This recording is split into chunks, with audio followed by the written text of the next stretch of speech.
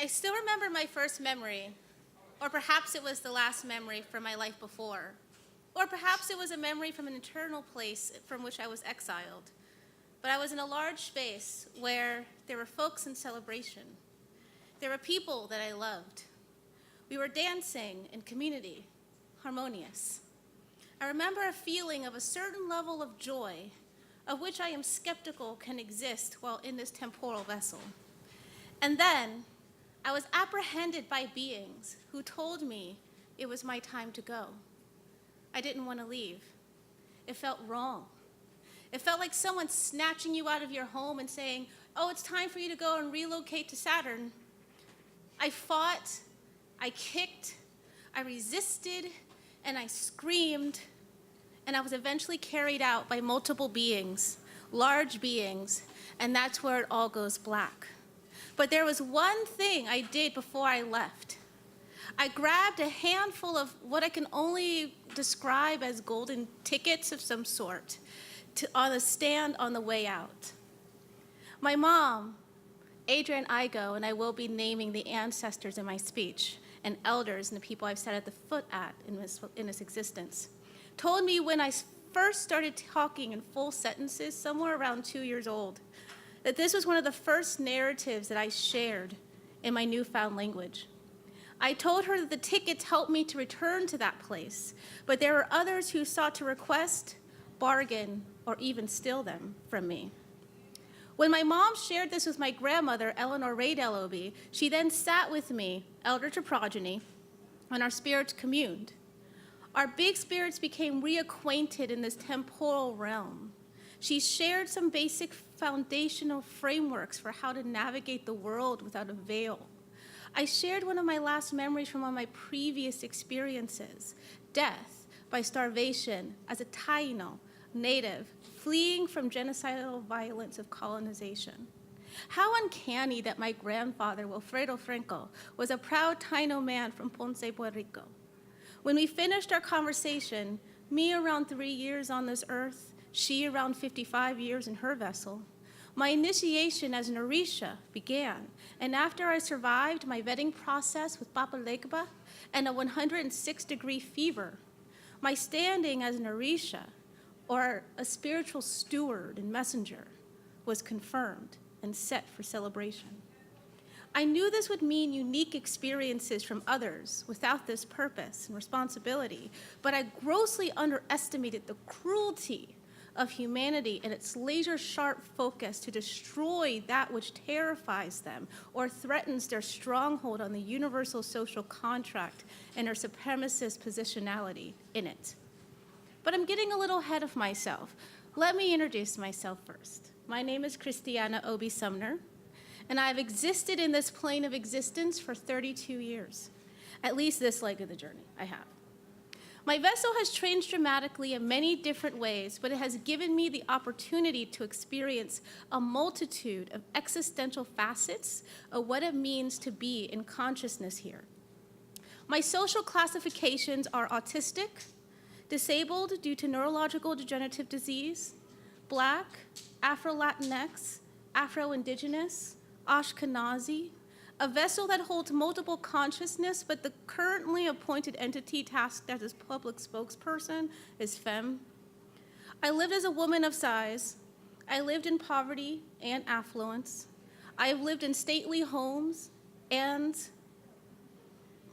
as a homeless teenager on the streets of Philadelphia. I've experienced adulthood with and without the privilege of higher education. And I have moved through both Eurocentric and Afrocentric spaces. And I stand before you here today to share my story of what it has meant to explore the dark recesses of the corners, the cracks in the foundation, and the specters of the intrusive narratives that comprise the hollow of my temporal vessel. I have juxtaposed my introspection with my communion with other human animals and non-human persons. And over a decade of both academic, professional, and participant inquiry into why are humans? Not like, why in the hell are we? Like not who are we? Not what are we? Not how are we? But why are we? I could provide an entire series on what my impressions have been so far and how these impressions are like the movement of a hurricane, destructive, massive, ever-evolving, yet awe-inspiring, divine, and powerful. But today, I will focus on my experience of institutional racism in a psychiatric industrial complex and my ancestral deliverance from certain spiritual, psychic, and bodily death. So now that I've introduced myself, and as obvious, there may be some trigger warnings, so please take care of yourself. Let's go back to where we left off, post-initiation into my earthly purpose as an Orisha, and I'll explain what I mean. My maiden name, Obi, is my tribal surname from the Igbo tribe in Nigeria. I want to take some time right now to name the genealogical privilege in this and acknowledge the ancestral spaces and people on whose shoulders I stand in exaltation today. I would also like to acknowledge the ancestors of those whose birthrights, surnames, and indigeneity were stripped from them as their bodies and spirits were stripped and placed on the auction blocks during the genocidal procedures that comprised the transatlantic slave trade. The Obi were specifically bought and sold in the Jamaican colonies as well as other plantations in the Greater Antilles, with their names intact for two primary reasons. One, they believed that doing so would maintain the social and spiritual hierarchy amongst their slaves. And two, they believed that their original indigenous practice of Odinani would be a benefit to their profit margins if they could force them to do that black magic they do to ensure the crops grew and the rain stayed. The practice of Odinani among the Igbo was later colonized and renamed Obeah, along with other African indigenous practices under the Euro-Christian umbrella of voodoo. The legend goes that an ancestor of mine who was taken as a house mistress gained manumission in a land on which she was enslaved when her trafficker died and left it to her. She sold the property and my lineage began moving northward, first in Virginia, but later settled in a historic black town outside of Philadelphia called Sadlertown. From there, my family scattered. My grandmother moved to Anchorage, Alaska with her hand on the collar of my mother, beckoning her to the last frontier, kicking and screaming, not unlike I did being sent to Saturn. My mom became a DJ with another DJ, a CAD, and my genetic contributor, Rick Neal. Due to a string of events for another series and another time, my mother raised me in community with my elders and my cousins. And it was these folks, along with an interesting intersectional community of Mormons, which again is another discussion for another series, that celebrated and amplified my anointing and spiritual stewardship. And in the first 9 years of my life, before my mom, grandma, and I fled Alaska due to DV, I lived as a traditional Orisha. I recorded my visions and my messages I received while existing as Big Spirit in my ancestral space. Those seeking guidance would come with offerings of Happy Meals, Barbies, and trips to Chuck E. Cheese to hear the wisdom passed on to me for translation and dissemination among my kindred. What is important to stress here is that this is my heritage and my ancestry. It is who we are, the holistic we in my body. It is who my elders and my ancestors are, and who we have been since the beginning of time. It is written on my bones and infused in the blood that courses through my veins. It is a designation that was bestowed upon me from those who have come before me and those who are waiting on deck for their time to come to this world in utter despair and agony in pursuit of love, the sort of radical love that does not yet exist here. So when my vision journal was found by a white teacher at a homogeneously white school in a suburb of Philadelphia, and I namely shared the process of my ancestral spirituality with a white guidance counselor raised in the Eurocentric Western medical tradition, he called a white police officer in a dare car and took me to a Eurocentric Western medical hospital, where they put me in a white room with a bed, with a white mattress, without any sheets, in a white gown. And my mom, who rushed me to the hospital after my guidance counselor called to inform her that her only child had, quote, crashed and burned, she recalled finding my brown body huddled in a ball in the corner of my cell, sobbing, surrounded in a sea of whiteness, both figuratively and literally. So you know how in zombie movies, The people who get cut become the most pursued because now they can smell blood. Well, nearly every part of that metaphor became the catalyst for over 6 years of involuntary psychiatric treatment. I will spare you the gruesome details, as my intention for this talk is not to traumatize or shock you into solidarity. I'll just give you a basic overview. So 3 of those years in total I spent in a psychiatric asylum in Louisville, Kentucky, called Our Lady of Peace.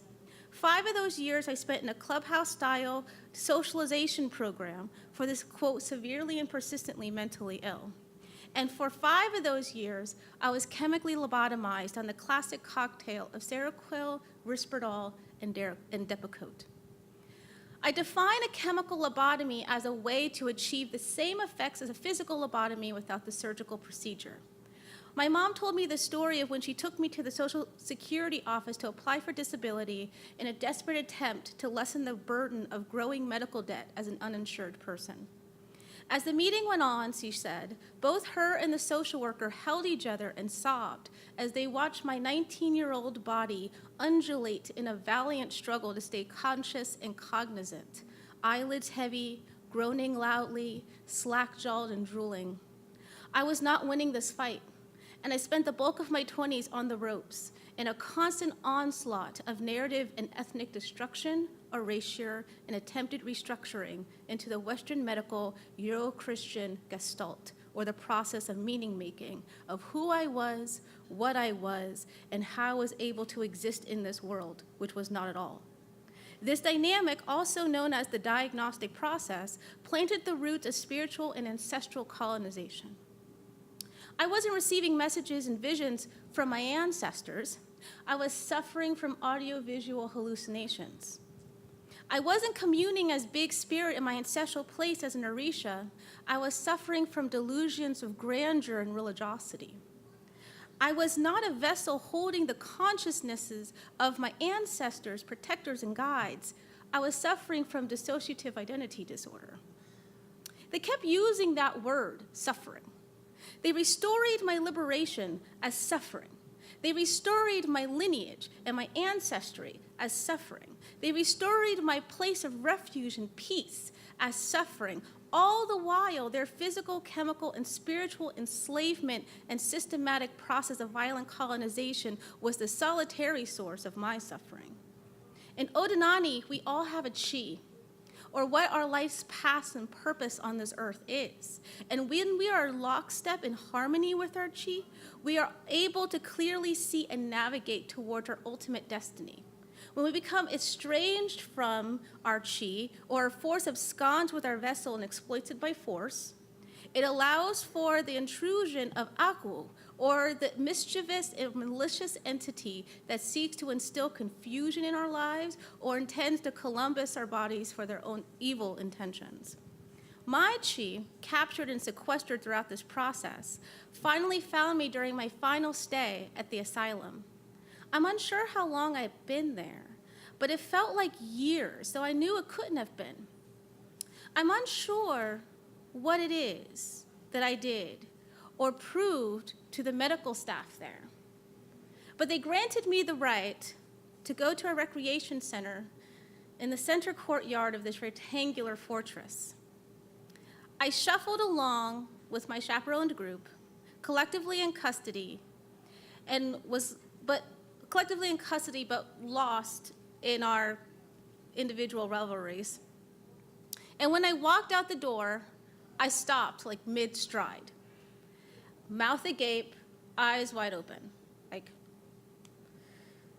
I heard the shouts and threats of the custodian warning me to fall back in line or risk the consequences of my newfound allowance. But I no longer cared about foosball and vending machine snacks. I was tuned into the messages of my ancestors and my protectors as they embraced me in the warmth of their love and affection, their guidance and instruction. It was the first time I had felt them in years. It was also the first time in what seemed like an eternity that I remembered what the wind felt like as it encircled my vessel and danced around on its surface.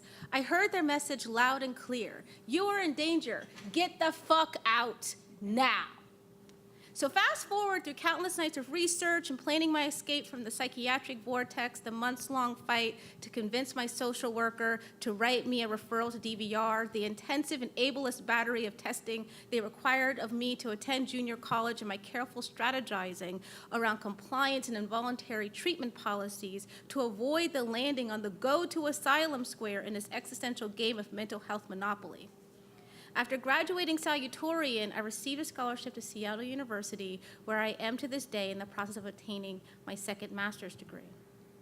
For a decade, I have been fulfilling the tenets of the devil's bargain I made then. Trade psychiatric institutionalization for academic institutionalization. I understood the trade-off of my socio-political freedom, or the slight gain of additional liberties, if you can even call it that. Okay, just checking the time. However, I did not go into this new realm of restraint without strategy or awareness. I took the opportunity to begin my journey trying to make sense of what just happened to me. Like, how could the manifestation of a singular being elicit such violently aberrant reactions from two groups of human people? And in my naivety, I insisted to know who was in the right. I resolved that while I served my time within the ivory tower industrial complex, I would restore and nurture my communion with my ancestors' chi and big spirit, and I would also begin my espionage into the canon of knowledge and gestalt, foundational to Euro-Christian, Eurocentric, patriarchal, and ableist dominant cultural paradigm. In these last, what my clock says is 8 minutes, I wish I had the time to tell you all about the tea I found in my neuropsychology, existential phenomenological psychology, all these big things, right? Social psychology studies, social anthropological studies, historical studies, religious studies, philosophical studies, and sociology that I found through this decades-long process. And I wish I could share with you the hundreds, if not thousands, of narratives I was blessed to witness as I shared space with other Black and brown people on a rescue mission for their own chi, exercising the akwu, squatting in the core of their soul. I wish I could rant about the instances where, called for my blood and destruction, those imbued in white American dominant cultural tradition called for my blood and annihilation for simply existing unabashedly and authentically in my holistic truth, as this was a threat to their apathetic and intentional ignorance of the violence and harm they continuously perpetuated, either from a space of white supremacy or internalized racial inferiority. But these are all different talks for different days, or perhaps a book in the near future, I don't know. But what I want to close with is this. I have come to find to date, and what has started me on my pathway to healing. What I have found is that I was asking the wrong questions and seeking predetermined answers to these questions to satisfy my anger. Because the issue is not that one side is right and the other is wrong, it is that the question of who is right or wrong is inapplicable to the situation. Rightness resides in a space outside of this vessel, outside of this plane of existence, and we may never truly know the nuances of what rightness means. But we do know what feels right, this gut feeling of what one thinks is right. We all experience this personally, discreetly, and spiritually in our own individual vessels.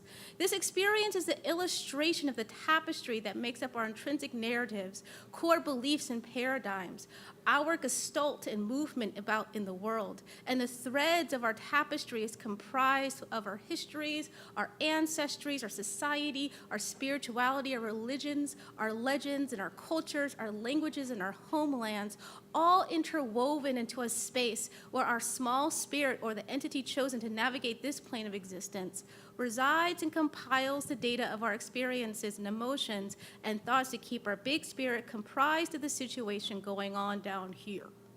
This, in my understanding of what it means to be alive and what being alive means.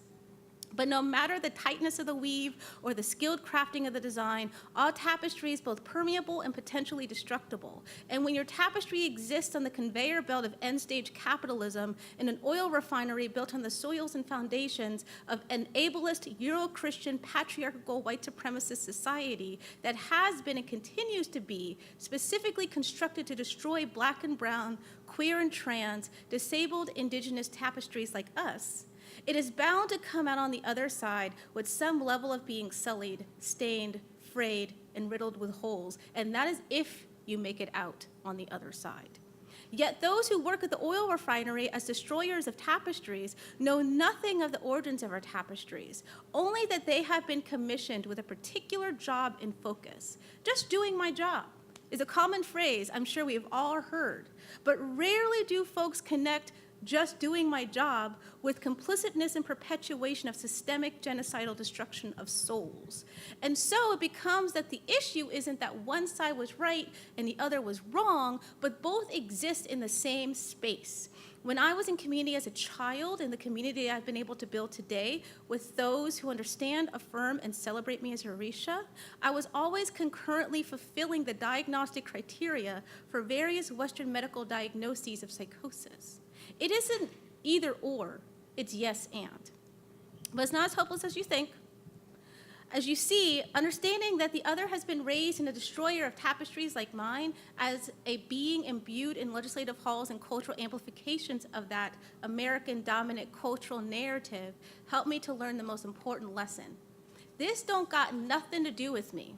I never changed. I didn't shift. I didn't transform. And they didn't shift, change, or transform. We both have always been as we were, but it's the interplay between these socio-political and socio-cultural realities that inform the violence and trauma. An oil refinery can exist without tapestries within them, especially for the purpose of destruction. And we have unfortunately been conditioned to believe that as tapestries, it is our purpose to be destroyed, and any resistance to the contrary is extremist, unpatriotic, disruptive, or even psychotic. So at 32 years on this earth, I know this is but a minuscule atom of my understanding of my life's question of why are humans. But what it has helped me to understand is that I'm not the problem. The problem is the problem. And the problem is that we're existing in a world today that has lost touch with its chi centuries ago. The agu of humanity has taken hold of our highest positions of legislative, economic, religious, and social powers, at least in this model created and set aside for the agu by their ancestors. And it is in the process of finishing the complete ruination of us, all of us. But I know it is important to focus on the permeability of our tapestry. Those particles of oppression and marginalization can be washed away. Through the love and communion with our kindred and our accomplices, we can be rewoven into wholeness as we sit at the feet of our ancestors and elders for guidance and healing. So I know this message is not for all of you, and I know radical love and kindness is a hell of a lot to preach 3 weeks before an election in the context of 2008 United States reality, but I share this as my story of institutional racism and ancestral deliverance. But if I can impart and employ any lesson I have learned in my experience, let me say this as bluntly as I can in closing. Fuck the bullshit. Because that is what the root of this is and has thrived in since the Crusades, a firmament of filthy bullshit. Love yourself, your whole self, not the portions that allow you to move about in this world as unscathed as possible, but also those portions that incite hatred in the hearts of those who seek to rip apart your tapestry. And when you have begun your path to radical acceptance and entering into a transcendent love of your eternal consciousness and its manifestation on this plane, seek the process through which the threads of our tapestries can reconfigure into a collective illustration of what it means to truly live in a world where words like justice, humanity, and liberty are distant memories, words only used when discussing our emergence from the ashes of our world during the incendiary era of society. So thank you for having me here today. It has been a dream come true and an absolute pleasure. And to end with the words of the great Maya Angelou, remember that you may face many defeats, but you must not be defeated. In fact, it may be necessary to encounter the defeats so you will know who you are, what you can rise from, and how you can still come out of it. Thank you.